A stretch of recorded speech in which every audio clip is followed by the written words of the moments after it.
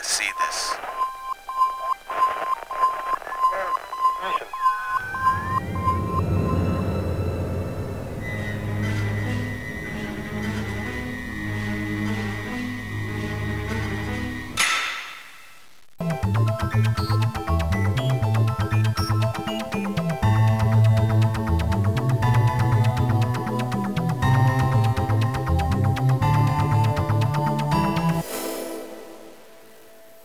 O programa Destaque de hoje está recebendo aqui nos estúdios do Dr. Manuelito Eduardo Campos, da Faculdade Integrada da Grande Fortaleza, com muito prazer, o Dr. José Teles. O Dr. José Teles é médico, mas é também poeta, e ele é membro da Academia Cearense de Letras. Dr. Teles, muitíssimo obrigado pela sua vinda aqui no nosso programa Destaque. Por que poeta antes de médico? Olha, eu inicialmente era médico, mas antes de fazer medicina já existia a garantia de que existia um poeta por aí, já se fazia versos. Eu não digo que se faria poesia, mas já se fazia versos. E isso se manteve durante um fio e por um fio. E chegou até os dias atuais.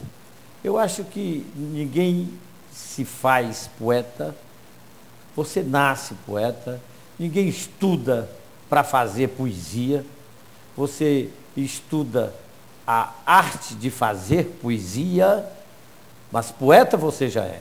Você lança a técnica, a modernidade da palavra dentro do fazer poético, mas o fazer poético é nato.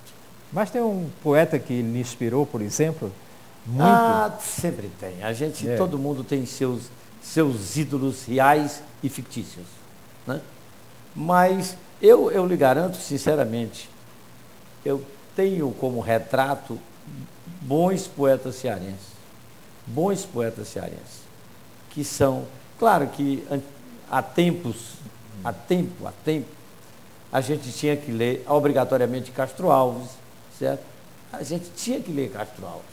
Então, por quê? Porque estava no modismo grande e Casimiro de Abreu, Castro Alves, Gonçalves Dias, todo mundo sabe algum poema de cor de um desses ídolos.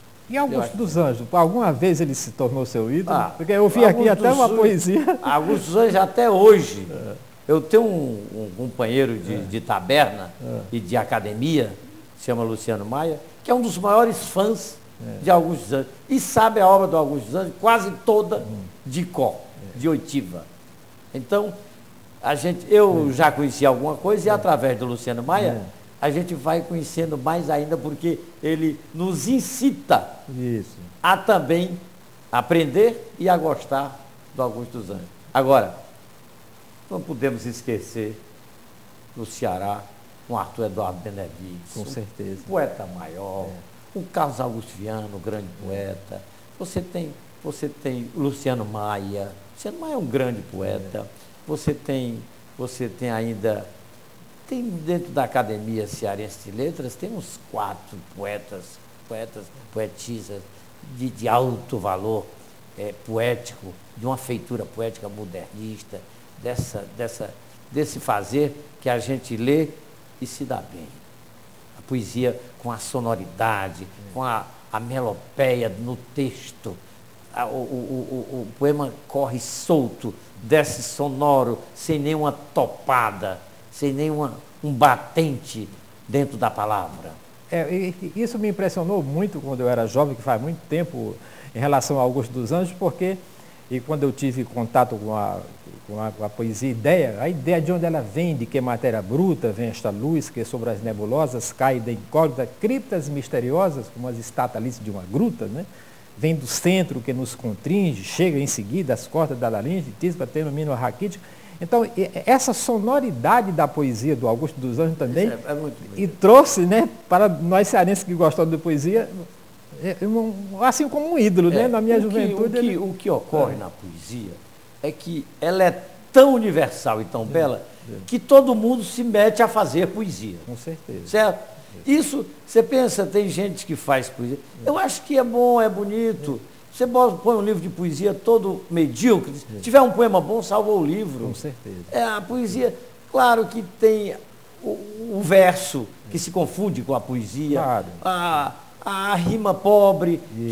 Mas isso você não sabe o fazer poético.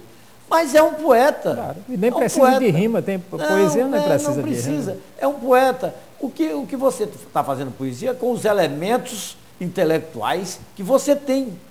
Isso. Porque você não pode pensar. Se eu disser assim, Jonas, me fale sobre Mozart. Você nunca leu sobre o Mozart, como é que você pode ter elementos críticos mentais dentro da sua mente para o circuito elétrico mental reorganizar e sair um pensamento e ideias sobre Mozart, se você nunca o leu. Se você nunca fez um registro intelectual, o registro mental da vida e obra de Mozart. Então, é o que acontece com os poetas menores, com poetas menores, que eles são poetas, mas eles não têm os elementos, como forjar a poesia, como dar um senso de modernidade a esse poema. Mas eles sabem, são poetas. Agora, é bem verdade que não são os melhores, os poemas. Mas como é que pode nascer um poeta nessa nova geração agora, e se a música mais tocada no Brasil é a Vaquinha Mocotó e aquela do Michel Teló? É difícil, mas não se iluda. A poesia tem seus atalhos. De repente surge, né? Surge. Olha, eu sinceramente... Um João Cabral de Melo Neto, né? João Cabral... Não, e eu tenho, dentro dessas faculdades, eu sou diretor de cultura do Ideal Clube, e a mim impressionou-me, sobretudo, certa feita, quando um grupo de meninos do secundário me apresentaram uns 5 poemas. Olha, dentro havia 2 poemas maravilhosos, claro que ainda para ser lapidado, mas dali vai nascer um poeta, ali tem um poeta, dali vai nascer poesia. Então, é evidente que o caminho está mais difícil, porque o ser humano é assim, ele vai pela facilidade. Isso é no mundo inteiro, não é só o brasileiro. Qualquer homem, o ser humano é o mesmo em qualquer parte do globo terrestre. A purificação do homem, essa estética comportamental, essa cidadania é cultural, é educativa, é restritiva, é feita pela sociedade que o contém. Se você soltar o homem sem as normas que o prendem, a sociabilidade, o grau de sociabilidade, a associação, a educação, ele é um bruto. Com certeza. Eu queria que você falasse um pouco sobre esse livro aqui, O Solo das Chuvas. Título interessante. O Solo das Chuvas. Esse Solo das Chuvas é essa canção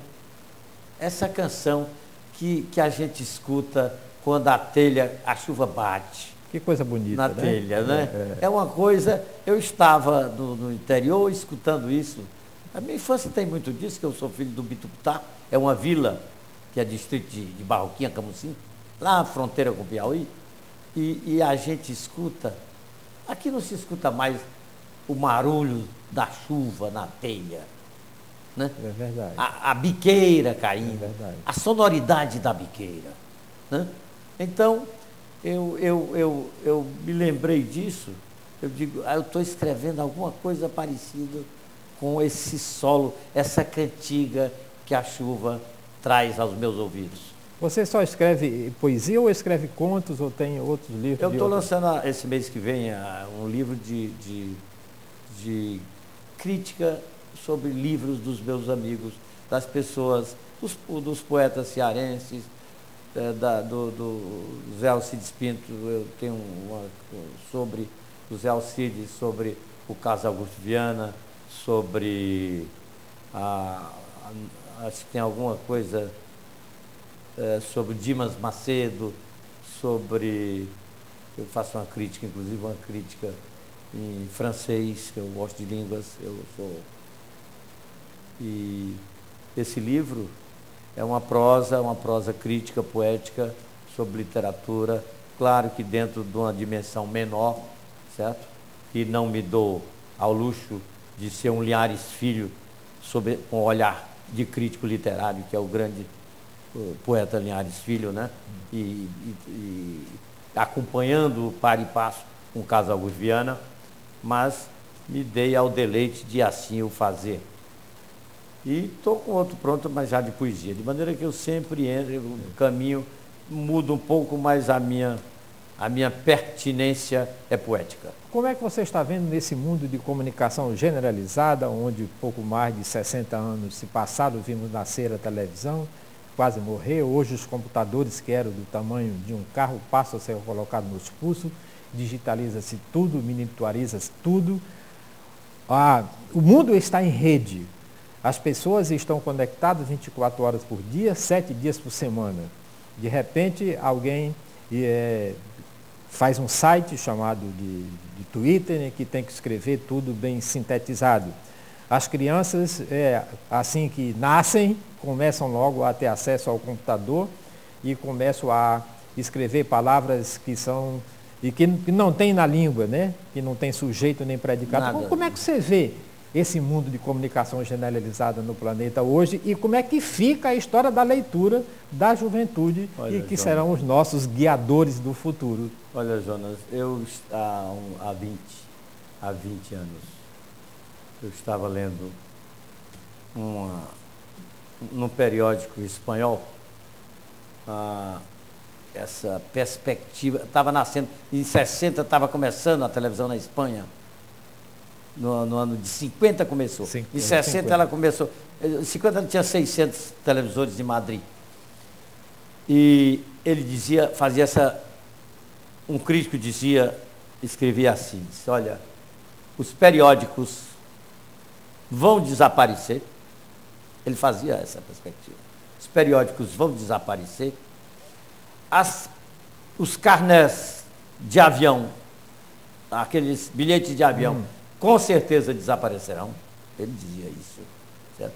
Então ele fazia conjecturas, perspectivas bem dessas arrojadas, e agora eu me dou conta de não tudo que ele disse, mas hoje, se você quiser ler o seu periódico todo dia de manhã, você já sabe que você lê. Claro que não acabou o jornal, mas ele está lá completo, inclusive com os comerciais. Exatamente. Agora, a passagem, realmente, você não... Era até gostoso ter o ticket, seu ticket aéreo e tal, mas isso não existe mais. Então, isso não me assombrou, mas me assombra e me entristece a linguagem. Com certeza. A fuga da palavra, a conjunção da palavra, a textualidade da palavra, a comoção que a palavra causa está ausente nessa linguagem cibernética. A linguagem onde a palavra ela não só ela está dicionarizada, ela está absolutamente quase que morta dentro daquele texto. Totalmente morta. Né? E está ainda mal falada, aleijada. Mal isso, mal falada, mal escrita. Ela está sem a sua morfologia, morfologicamente aleijada. Com certeza. Isso é uma tristeza, porque não há desenvolvimento. O raciocínio crítico desapareceu da juventude. Passou a ser um raciocínio lógico demais. E toda coisa lógica demais, óbvia demais, é ululante, é triste. Com certeza. Não existe criatividade com lógica. A criatividade é o inusitado. É a história da ideia. O que não está visto. Isso. É a história da ideia do Augusto dos Anjos, né? Exatamente. É a palavra em fuga. Isso é o texto.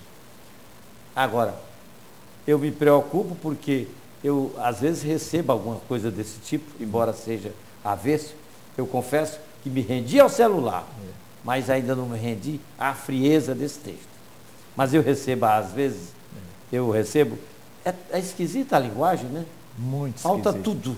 Agora, engraçado, hoje, no aprendizado, eu estou terminando um curso de espanhol, e tem isso, nós estudamos toda a comunicação. E dentro desse estudo, tem exercícios para completar. Eu lhe confesso que eu tenho dificuldade de completar o exercício, embora ele seja óbvio. Mas é porque o você, o veio ser, aí vão começando a cortar as palavras, e é assim que se escreve, e é assim que se fala, e isso é altamente contristador. Eu costumo dizer aqui para os nossos professores, os colegas, que o seguinte: rapaz, jamais hoje chegue em uma sala de aula de um curso universitário e faça o seguinte teste: turma ditado, porque você vai tomar um susto muito grande se você pegar um texto de Camões e mandar e fazer um ditado. A turma não vai errar. Parece que fizeram uma experiência dessa, né? Recentemente, eu tenho falado tanto sobre isso, parece que os alunos universitários de 30 palavras erraram 28. E eu acho que está condizente, com a realidade atual. Não tem a menor dúvida. Isso aí, nós não temos. O cearense continua lendo muito, ou não? O cearense lê. Ele sempre lê, o cearense. Né? O cearense fala errado porque ainda lê pouco. Porque, veja bem, se você mantiver um diálogo com qualquer cidadão do nosso dia a dia, não é preciso que ele seja lá da mais baixa camada social, não. Ele pode até ser de boa camada social. Eu sou médico, convivo na área médica, e a área de causídicos, de advogados, de médicos, olha, se fala muito errado. Com certeza. Se fala muito errado, porque se lê pouco. Claro que são profissionais que se dedicam absolutamente à sua profissão e se dedicam lendo muito e somente a técnica profissional, né? E isso sem atentar naturalmente para a escrita, etc, etc. E isso os deixa na linguagem anterior à sua formatura, certo? Ou seja, na mesma linguagem que havia, e começa-se a falar com bastante acentuação, com bastante erros não só de morfologia, mas até erros de concordâncias primárias. Exatamente. Né? E isso, a língua sofre com isso. A turma foro, né? Sofre com isso, mas esse sofrimento, eu acredito até que não seja só no Ceará, né? Você lê muito pouco no Brasil. Eu acho, no Maranhão, uma vez eu passei agora uma semana no Maranhão, o Maranhão se fala interessante, se fala um bem. Português relativamente escorreito. Com certeza. Lá no Maranhão dizem que é o estado que se fala bonito, mais. Eles falam realmente. Eles falam direitinho. Talvez seja por uma apologia ao Gonçalves Dias. Quem sabe. E, professor, eu ouvi dizer que o Ideal vai lançar um concurso. Queria que o senhor falasse sobre isso. Queria até mostrar o cartaz aí, o concurso estadual de literatura. Nós temos um concurso estadual e um nacional. O nacional é o maior prêmio de literatura do Norte e Nordeste. Isso patrocinado pelo Ideal. Dá $1 milhão o prêmio? Dá individual? 30 milhões. Pronto. Nós temos um prêmio de R$30 mil a nível nacional. Isso, hoje nós já somos realmente um polo dentro da cultura cearense, um polo cultural, o Ideal hoje. Isso não é por conta do diretor do clube, naturalmente. Isso é porque existe uma diretoria no Ideal que resolveu dar essa nova dimensão a um clube social. O Ideal hoje, e graças também aos seus sócios, que colaboram absolutamente com tudo que é da cultura naquele clube. É o 4º prêmio nacional? É o 4º prêmio nacional. 4º prêmio nacional, e eu vou lhe dizer, tem o número de inscritos sempre nos causa espanto, porque é grande. A gente às vezes pensava, nós vamos fazer um prêmio nacional, vamos ter 10 inscrições. ano passado, o ano atrasado tivemos 600 inscrições. O ano passado tivemos 400 inscrições. E o prêmio chama-se Eduardo Campos, que é também o... Olha, eu fiquei tão maravilhado, porque quando eu cheguei aqui, o seu estúdio se chama Eduardo Campos. Isso. Ora, ninguém mais meritório para o estúdio e, por conta dessa meritoriedade... Vai ser de contos, né? É de contos. Batizamos também Prêmio Nacional Eduardo Campos, em homenagem... E a inscrição? A inscrição. Nós temos inscrição, as inscrições terminam no dia 23 de novembro. Então, nós já temos bastante, já temos mais ou menos, não me recordo o nome de inscritos, mas já começamos a ficar satisfeitos com o número de inscritos. E em programas como esse seu, naturalmente, que a gente começa a pensar e a voar mais longe, porque nada melhor do que a televisão. E a internet, porque o nosso programa também vai para a internet e fica permanentemente na internet. Do que um momento desse. E o que qualifica este prêmio, naturalmente, que além da vontade dos sócios do Ideal e da diretoria do Ideal, que coloca toda a sua vontade para o desenvolvimento da cultura naquele clube, nós temos a comissão julgadora desse prêmio, porque o grande charme desse prêmio é a honestidade, é a seriedade. Ninguém da direção se mete nesse prêmio. Se existe alguém responsável por ele, sou eu, Casagutti Viana. E ninguém mais. Se houver qualquer coisa, somos nós os responsáveis. E por isso, essa seriedade é absolutamente rigorosa. E para confirmar esta seriedade, nós convidamos para membro da comissão julgadora um membro da Academia Brasileira de Letras. Normalmente nós não sabemos quem é, mas em setembro agora nós vamos começar o contato. Nós escolhemos 3 ou 4, convidamos, e normalmente um aceita, que é onde... Então o Ideal Clube traz esse jovem, esse professor, ele passa aqui uns dias conosco, pagamos o hotel, a passagem e pagamos ainda uma bolsa boa, o Ideal, a gente paga a comissão julgadora, certo? Porque ninguém trabalha de graça. Como é que você vai ler 100 livros e dizer qual é o melhor? Para você dizer o melhor, você tem que ser muito competente. Com certeza. Muito competente. Você tem que saber, você tem que ser um crítico literário, você tem que ser um grande poeta, você tem que ser professor de literatura. Claro. Um homem desse não vem para cá de graça. Nós reconhecemos isso.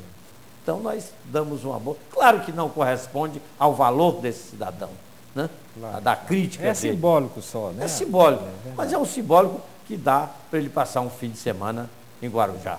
Agora, o conjunto da obra, depois que for selecionado... Nós fazemos uma homenagem também ao cearense. Temos um prêmio estadual. O Ideal paga R$15 mil. Os 15 primeiros contos, os 15 melhores, nós pagamos R$1.000 para cada conto. A gente pagava 3 para 5, mas hoje nós resolvemos pagar R$1.000, ampliar, porque fica melhor, fica mais justo. E um conto por R$1.000, embora nós sejamos da área, não paga muita coisa, mas também não nos deixa insatisfeitos. E esses premiados, com mais os 40 melhores, nós fazemos uma coletânea. O Ideal faz uma coletânea e na noite de entrega, quem participa da coletânea recebe 10 exemplares. 10 exemplares e distribuímos um exemplar para todas as pessoas do auditório. Nós vamos fazer esse ano, já em 2013, a entrega, porque nós queremos que personalidades importantes façam parte da mesa nessa noite festiva, e normalmente as pessoas depois de janeiro estão mais livres para compromissos, sobretudo compromissos culturais, que são, você sabe que se fossem compromissos sociais, Aí era mais fácil. Mas a cultura sempre, a cultura nunca foi o filho pródigo. Aqui, Embora né? pródiga fosse, pródiga seja, nunca foi Pois o filho é. pródigo. Aqui no Brasil, Sempre, né? tanto é que eu admiro e paso, por isso que eu louvo o Ideal Clube, louvo, porque uma iniciativa dessa, meu caro Jonas, partir de um clube social, é preciso esse clube social ter uma dimensão muito moderna do que seja um clube social. Não que tenham se acabadas as festas e os festejos também acabados, absolutamente. O ideal é uma festa permanente, o dia a dia do ideal é um regozijo, é um encontro. Os idealinos fazem daquele clube a casa deles, uma extensão, desde a sua família até o próprio cidadão idealino. É um cidadão idealino, não é um sócio. Extensão da família. E ele faz disso. Todo mundo quer bem a cultura no Ideal Clube. É impressionante. Porque isso é um dinheiro, o Clube de Primeiro patrocinava totalmente. Esse ano nós tivemos um patrocínio, vamos ter um patrocínio dos moinhos Ivens Dias Branco. Nós vamos ter um copatrocínio, que é um homem também de uma visão benfazeja cultural muito ampla, né? Claro. E esse ano vai nos ajudar. Mas o Ideal sempre bancou sozinho. Porque você pergunta, e a Lei Rouanet? Mas a Lei Rouanet no Ceará, você sabe que o Ceará não tem praticamente Lei Rouanet. É verdade. Porque não tem, porque eu mesmo, nós já conseguimos Lei Rouanet, só que não conseguimos quem patrocine. Porque você tem, a Lei Rouanet, você tem que entrar no projeto de pagamento de impostos, com um ano de antecedência, mas as pessoas parece que não acreditam no desconto. É verdade. Você, para arranjar 200 mil reais de Lei Rouanet no Ceará, é quase um sonho. Não é Você sabe disso. Você sabe disso. Você que produz, você que é literato, você que tem uma produção literária grande, você que trabalha com cinema, você sabe disso. O quão difícil para nós é conseguir coisas pequenas. É verdade. Tudo fica para São Paulo, Rio de Janeiro e Minas. Porque lá eles têm uma visão já melhorada. O nosso homem mais abençoado, mais sorteado pelo destino, ainda não tem essa visão aqui. Porque uma Lei Rouanet, nós temos Lei Rouanet aí apodrecendo. Nós lá no Ideal. Nós temos Lei Rouanet aprovada. E vamos perder, tudo indica. Porque tem um prazo. Porque tem um prazo. É verdade. E não conseguimos. Por quê? Porque quando batemos a porta já está fechada. Então, por isso é que eu louvo o Ideal Clube. Eu louvo o Ideal Clube, claro que eu sou um dos testas de ferro da casa, na área da cultura. Mas com lançamento de livros semanais. Amanhã nós temos 2 livros do Ideal, 2 livros sendo lançados. Um do Dória Sampaio, do queridíssimo Dória Sampaio, o filho dele está lançando, um belíssimo livro, ele me mandou de presente um exemplar, a fantástica capa e o conteúdo belíssimo também, será lançado amanhã. E na parte do Terraço da Cultura, que é ao lado do restaurante, o cardiologista o Zé Maria Bonfim, lança um livro dele, com poemas em inglês também e traduzidos. Eu até faço o prefácio desse livro em inglês, desse livro do Zé Maria. Como o nosso tempo está chegando ao fim, quem quiser fazer a inscrição aqui Olha, para o prêmio, a inscrição do prêmio é feita direto no Ideal Clube e nacional pelo correio. Dá para você pegar aqui o endereço eletrônico? É idealclube.org.br, www.idealclube.org.br. Ele vai colocar no caracteres. Pronto. Então isso aí, já nós temos uma secretária só para esse prêmio, certo? Absolutamente. Porque nós temos, por incrível que pareça, nós temos uma biblioteca muito bem frequentada no Ideal Clube. Nós estimulamos isso. É o único clube do Ceará que dia de sábado e domingo, veja bem, Jonas, nós estatuímos uma biblioteca volante na borda da piscina. Nós pomos uma jovem certo? Ela fica sábado e passa 2 vezes, ela vai na piscina e vai oferecer livros à mão cheia, né? Às vezes está todo mundo lendo sua cervejinha, tomando sua cervejinha, ela chega com o livro, você está olhando para cima, olhando para o mar, vai ler um livro. Vai ler um livro. Estamos desenvolvendo o hábito da leitura. Isso é subliminar. Mas isso, só quem faz isso é uma ideia, essa ideia não é minha. Essa ideia, numa das últimas viagens que eu fiz a Nova York, eu cheguei numa praça de Nova York, tinha uma biblioteca, um acesso, vários locais da praça, comida, restaurantezinho, coisinhas pequenas. Aí uma biblioteca para a gente comer o sanduíche lendo. Eu digo, meu Deus do céu, eu vou fazer isso lá no Ideal. Assim que eu cheguei, e a diretoria, o meu presidente, é um dos homens, ele é até meio introspecto, Alcimor Filho, mas é de uma sensibilidade que me impressionou, certo? E volante, biblioteca volante, sábado e domingo no Ideal Clube. Ok, companheiro, muitíssimo obrigado. Eu conversei aqui com o doutor José Teles, que ele é poeta, escritor, poeta e também é diretor lá de cultura do Ideal Clube. Agradeço muitíssimo a sua participação aqui no programa Destaque e que voltará na próxima semana com outra personalidade em destaque aqui pela FGF TV, o seu canal universitário de Fortaleza. Este programa é gravado sempre aqui nos estúdios do Dr. Manuelito Eduardo Campos. Se você quiser sugerir personalidade para este programa, basta mandar um e-mail para fgftv@fgf.edu.br. Este programa também é exibido através do nosso portal no youtube.com/FGFES, onde você encontrará este e outros programas gravados e produzidos pelo canal Universitário de Fortaleza. Muitíssimo obrigado pela sua audiência.